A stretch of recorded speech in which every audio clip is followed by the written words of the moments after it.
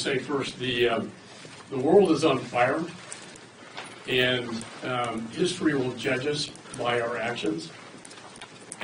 Were you Chamberlain or were you Churchill? It all started with Afghanistan, the debacle, the implosion, the surrender to the Taliban that projected weakness, not strength. It invited aggression, not peace. What happened? Putin and the Russian Federation, we saw it on satellite imagery, going down to Ukraine to begin their invasion, and we warned them. I talked to the ambassador, our ambassador to Ukraine yesterday. Kharkiv is on the verge of falling. That's 2 million people, and the power grid could be taken down. It's a very dire situation in her words. China is more aggressive now than ever, threatening to take over Taiwan that controls 90% of our advanced semiconductor manufacturing for the world. And now the Ayatollah has raised his ugly head with his proxies, his tentacles, and for the first time in history, unprecedented, an Iranian strike from Iran in Israel itself, on Israel soil. How did we get here? By projecting weakness, not strength. Iran not enforcing sanctions.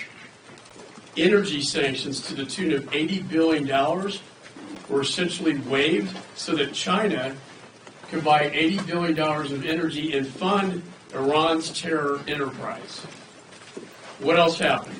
The UN sanctions expired. We did nothing on the drones and the missiles, the very same drones and missiles that we saw launched last weekend, last Saturday night. The same missiles and drones that we know Mr. Putin is buying and killing the Ukrainians with as they build a manufacturing base in Russia itself. We need to go back to the maximum campaign, pressure campaign. We need to enforce these sanctions. We need to redesignate the Houthi rebels as a foreign terrorist organization, for God's sakes. I don't understand this accommodation and appeasement to the Ayatollah in the hopes of some Iran deal when their own envoy, special envoy to Iran, is under FBI investigation for violations of his security clearance. You really can't make this up. The speaker has a plan. We're going to address Israel. We're going to address Ukraine. We're going to address Taiwan.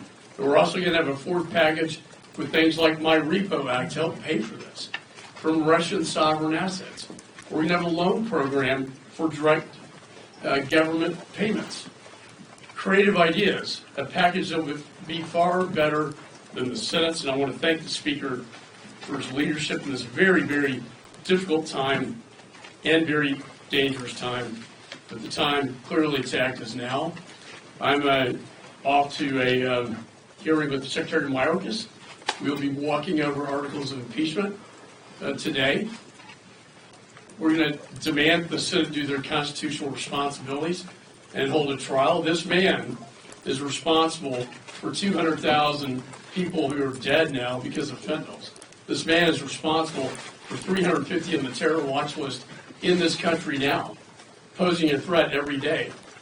9 million encounters. He is responsible for releasing aggravated felons. In fact, in a memo, he told his agents, disregard Congress's law that says mandatory detention for aggravated felons, release them into society. We believe he merits impeachment. That is our message, and that is what we intend to do. And with that, I want to turn it over to our whip,